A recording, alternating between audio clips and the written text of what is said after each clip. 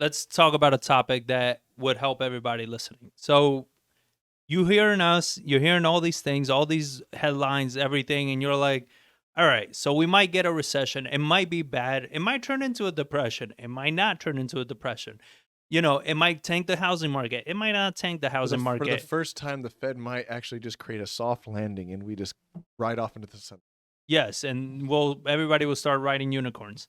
So you have I would like to ride all a those. unicorn. I bet you would. So those are all the things, right? These are all the hesitations and everything. So now, as a real estate investor, as somebody getting into the market, what is it that you can do to prepare for whatever is to come, right? So John made a good point where one of the things that we've done with the profits that we've been making is actually reinvest it in our own education. We've joined two coaching groups. One is on mindset and the other one's on real estate. And these coaching groups is to further increase our network with people that have vast amount of resources, people that are in different markets, people that are doing different types of investing and strategies and stuff like that. So what we're doing is preparing ourselves with the network and with the community that we're going to need to weather whatever storm comes about. So it's one of those things that we're working on our mindset, because when these things happen, this was one of the points that PBD brought up that I thought was a really good point. He says when a crisis hits, you have three types of people. One, those who shut down. These are the people that panic, and if they have a business, they shut it down. They don't know what to do. They panic. They freak out. These are the people that don't do anything. Then you have those people that just survive. They just go into survival mode. Maybe they get side hustles, extra job, whatever it is, just to make ends meet. And then your third group are the people who come out of it stronger, right? So what we want you to be is those that come out of it stronger. In order to come out of it stronger, you need to work on yourself. You need to work on your mindset. Your mindset is so crucial right now, because the things that are going to happen, they're going to be whipsaw in your head back and forth, and you're not going to know which way is up, where to go if you are reactive to the market. What we are more looking at is how do you be more, what do you call it, where you anticipate the market more than you react to it. Yeah, you're more proactive, so you're anticipating, you're preparing yourself. The things may not go that bad. It may not happen at all. The market may not crash. Everything might just level off, like you're saying. It might level off. Things are going to get a little bit, okay, it's a little slower, whatever, but that's about it. Great. Nothing happens. You are fine either way. But in case it does, are you prepared for that? Are you financially prepared? Is your household prepared? Are your finances prepared? Like, are your expenses, the way you manage your money, the way you invest your money, are you prepared? Your investments, the way you invest, are you ready for that? We've already reached out to some of our buyers. We've gotten a few deals, and they're like, I don't know. I'm kind of on the sidelines right now. I'm not sure what's coming. I'm not sure if I want to buy a property right now. They're acting scared. They're worried about what's happening. I don't know if what they're doing is right or wrong, but I think not doing anything isn't the answer either. Because this thing is coming whether you like it or not, whatever's going to come. And it's like, if you're not doing anything, I heard this saying before that's like, if you want everything to stay the same, something's got to change. Because if you don't change, things don't stay the same. They actually get worse. You understand? So if you want things to stay the same, something's got to change. So I don't want you guys to be paralyzed. So what are some things that we are doing besides we got the coaching, we're educating ourselves. What are some things that we're doing that you've been doing, let's say maybe in the finance department and our operations, so we can better prepare for whatever comes down the I line? mean, it's just understanding your finances. Like, where does your money go every month? Mm-hmm. Like, where are you spending it? It's like, hey, I have money in the bank account. Yeah, you have money in the bank account, but how quickly do you burn that money? Like, where is it being spent within your business? And it's like, okay, this is discretionary spending. I could cut my budget by 20% if I needed to. Because it's one of the things, one of the guys that I follow, and one thing he always says, there's like just two type of economics environments: bad times and preparing for bad times. Right. Like, there is no good times. And it's like, no, when it's good, that's when you should be preparing for the next time around it gets bad again. Mm-hmm. That's what smart people do. That's what investors do. That's what business owners do. It's like, hey, things are going, but I'm not going to spend recklessly and go out and buy my fancy Ferrari because I deserve it, or show Rolexes because it looks good on Instagram. Right.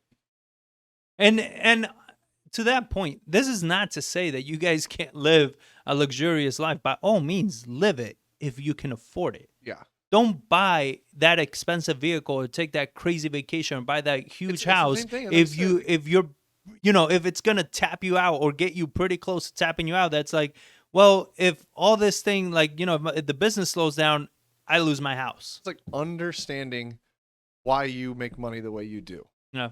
It's like you said, like, go buy it if you can afford it, and you're like, yeah, I get my money from this source. This source. What kind of value and what's your stability in that company? Yeah, we like- recently, yesterday, I mean, we did our quarterly review, right? We reviewed all our finances. What is our monthly burn rate? What is it that money is going into? What kind of marketing? What are the marketing channels? And we started analyzing and kind of stress testing, like, okay, if we lose this marketing channel that's generating this level of revenue, it's like, which other one can we go into? So that's what we've been doing in the good times. In the good times, we've been expanding, where I've spoken to so many investors, especially recently, that they're in direct mail. All they do is direct mail, 100% direct mail, right? And it's like, well, it works. I'm like, until it doesn't. Oh, it's always going to work. I'm like, wow. Talk about being a gambler. Nothing always works. Things work for a certain period of time, and then it changes, and then it shifts, and then it's, things work in different ways. So it's like, direct mail is working for you. You're killing it right now. Awesome. Why don't you implement SEO, cold calling, text messaging? I mean, anything else to go supplementing that, just in case direct mail stops working, you have another avenue that you can tap into.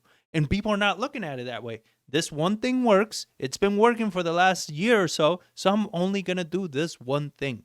And that is it. And those are things that you and I, like, we've never done. We do single family. Right now, what are we getting educated on? Warehousing, strip center, office buildings, multifamily. We're starting to look at other asset classes.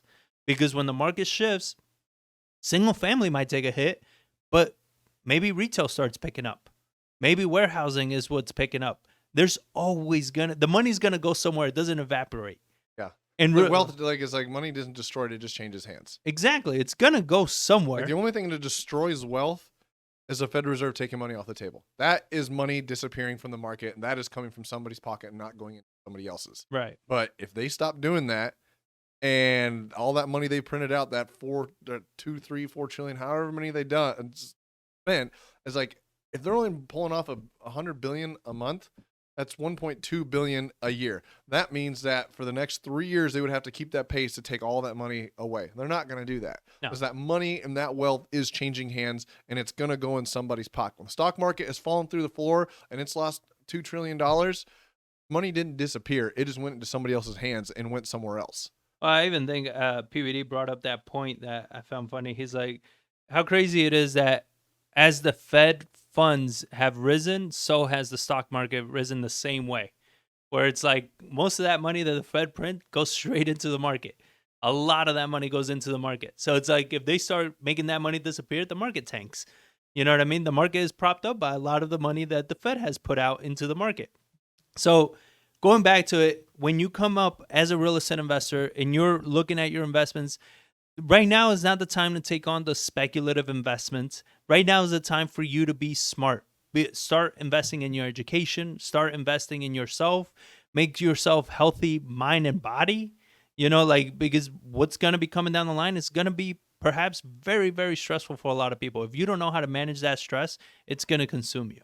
You're going to be one of those people that you're not going to know which way is up at that point. Well, it's like, it comes down to, like, understand where your money comes from. Yeah.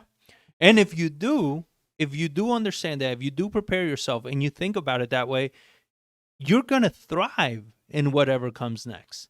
Because guess what? The majority of the people are going to panic. The majority of the people are going to struggle. And that's your opportunity. As an investor, you're going to have a lot of motivated homeowners. That's where you can come in and help out these motivated homeowners, figure out what the next steps are for them. You're going to be able to pick up real estate. You're going to be able to do deals. You're going to be able to help investors. Right now, you should be working with your buyers list, building your buyers list, building your connections for when the market shifts, you have a good, strong buyers list that you can depend on. because most of the buyers that we've been seeing right now that've been outbidding every single project, every single property, they're going to be gone. They don't understand, like, they don't understand money and how it comes from. They don't understand why they're getting rewarded for the effort Yep. they're putting in. They're purely speculative. They bought real estate just because it's going up and it goes up. That's it. That's their only reasoning. It's what the analogy is like. Money is made in good times. Wealth is made in bad times. Hmm.